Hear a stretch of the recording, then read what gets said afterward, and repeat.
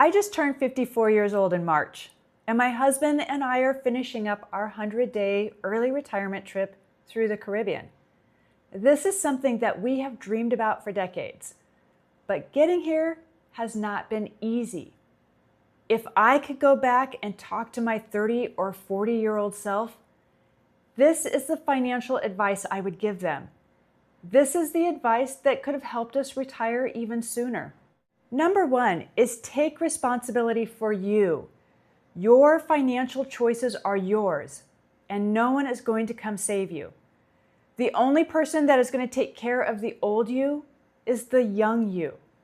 And the mistakes that you have made with your money is only on one person. And if you need to make changes to fix that, it's up to you. Number two is audit your circle. Look at the people that you spend most of your time with. If your friends are constantly complaining about debt while buying a brand new car, they are dragging you down. When we decided to retire early, we had to distance ourselves from some of those people and the status race. We didn't stop loving them, but we did stop taking their financial cues. Attach yourself to people who value freedom over stuff. Number three is to embrace change. And this is really important because if you keep doing what you've always done, you will keep getting what you've always gotten. At age 35, we changed our trajectory because the math didn't add up. Now, most people stay in a bad situation because they fear the unknown. Change is uncomfortable for a reason, but staying stuck in a life that you hate is a slow death. So don't be afraid to blow up a bad plan to build a better one. Number four is choose wealth over stuff. You need to change your mindset.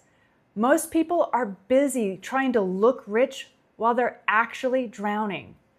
We decided early on that we wanted wealth in the back where nobody could see it. We stayed in our modest house, drove an older car. Why? Because we didn't need that fancy car payment. We wanted freedom. Real wealth is the ability to say no to the things that you don't want to do. Number five is invest early and aggressively. In your 30s and 40s, your greatest asset is time, but that asset evaporates every hour. Now, we lived on much less than we made so that every extra dollar could go to work for us. You have to be aggressive now so that you can be calm later. Every $1,000 invested at age 30 is worth vastly more than 1,000 at 50. So don't waste your compounding years. Number six is start now. There is no time like the present. I see people at 50 trying to finally get serious. Now, that's like starting a marathon at mile 20. It can happen, but it's going to be painful. Now, if you're in your 40s, you are in the third quarter. You still have time to win, but the clock is ticking. Don't say next year.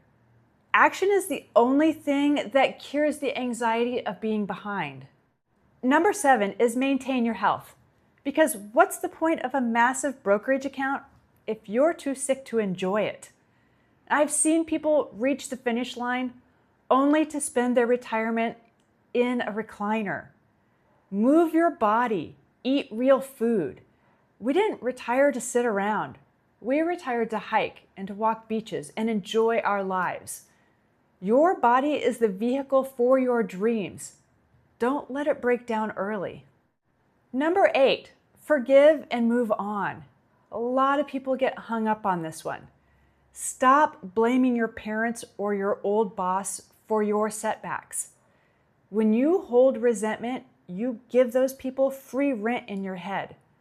And at age 35, I had to forgive my 20-year-old self for the financial mistakes that they made so that I could focus on what's next. The windshield is bigger than the rearview mirror for a reason. Stop looking back and look forward. Number 9 is focus on abundance. If you spend your time talking about how bad the economy is, or thinking about all the things that you want that you don't have, then you are manifesting lack.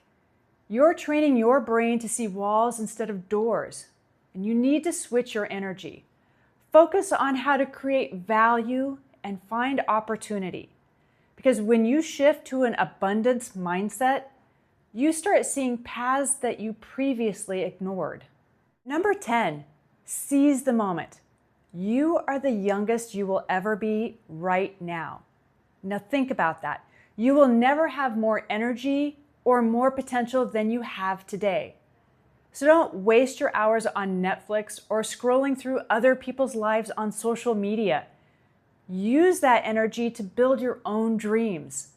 The someday you are waiting for is actually today. Number 11 is improve yourself, because your bank account will rarely exceed your level of personal development. I spent years, even as a stay-at-home mom, learning about finances, paying off debt, investing, and resource management. I read the books by Dave Ramsey, Peter Lynch, and Warren Buffett, and I watched tutorials. I treated our household like a business. I didn't just get lucky. I became the person who was capable of managing and growing wealth. Now, if you want more, you have to become more. Number 12, help others. Financial freedom isn't about being a miser or hoarding your pot of gold. It's about having the margin to be generous. One of the greatest joys of our early retirement isn't just the travel. It's about being able to educate our adult children, sharing our story with you, and giving back to the community without checking our bank accounts first. Generosity is the price that you pay for the beauty of living. It keeps your heart soft in a world that wants to make you cynical. Number 13 is to create a plan, because if you don't have a plan, you are inevitably part of someone else's plan. Now, we sat down at 35 and we drew a line in the sand. We knew how much we needed to bridge the gap until we were 59 and a half. And we knew what we had to do to get there. Hope is a wonderful emotion, but it is a terrible financial strategy. You need a blueprint, you need a number, you need a map. Number 14, control your reactions. Life is going to throw you curveballs. The market is going to drop. You might lose $300,000 in your portfolio value in a single week, like we did recently. You cannot control the market. You cannot control the world, but you can control your thoughts and your behaviors. If you stay calm, trust your strategy, and don't panic sell, you win. And here's a bonus. Run your own race. I wish I would have known in my 30s that it didn't matter what the neighbors thought of our older cars or our modest lifestyle. I wish I would have known that chasing what others were chasing wasn't really what I wanted. And that being a stay-at-home mom was the best management training I could have for our future. And remember, your path is yours. It doesn't have to look like mine. It doesn't have to look like your parents'. So don't apologize for wanting more, and don't apologize for doing it differently. Now, if you're in your 30s or 40s, you have the power to change your family tree. It takes 20 years of discipline to become an overnight success. But I'm telling you, from the other side, it's worth every sacrifice. Now, you don't have to break yourself on the rocks forever. You just have to start to build your own boat. If you want to see the actual math of how we live today on just $2,300 a month while traveling, then watch this next video. It's the blueprint I wish we had 20 years ago. So stop waiting and start living. Thanks for watching, and I'll see you in the next video.